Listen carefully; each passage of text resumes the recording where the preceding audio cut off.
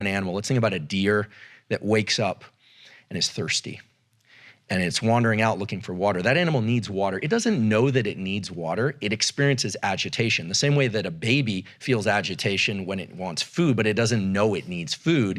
It just feels agitation and cries, and a caretaker comes, hopefully. That deer is now foraging for something that it needs. And let's say it smells water, because deer can actually do that, and arrives at a stream and takes a sip of water. There's dopamine release then that puts it on a path to maybe a larger lake or something of that sort, or to be able to go achieve food.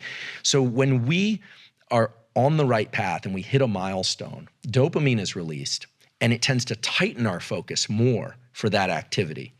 So the dopamine, this is why drugs of abuse and why alcoholism and some process addictions, which are behavioral addictions, are so dangerous, because a lot of those drugs of abuse are dopamine.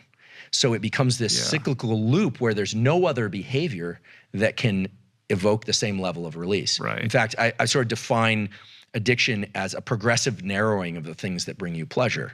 And I say that because it really is the way that the dopamine system works. Normally, the dopamine system is designed to be generic. It's designed to get me to do lots of things: quality social interactions, work, exercise, all those things.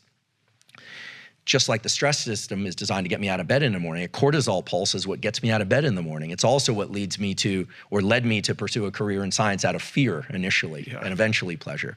So the dopamine system is tethered to those states of focus.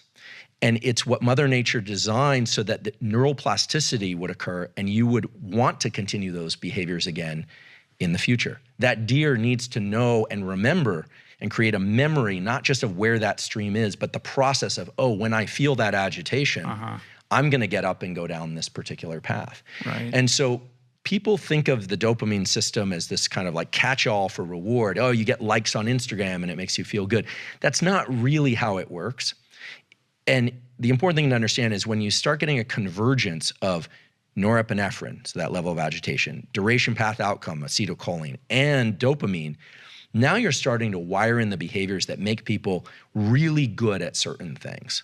Now, in a functional view of this, so not addiction, what this means is that for any of us, success in any endeavor is very closely related to how much focus we can bring to that endeavor.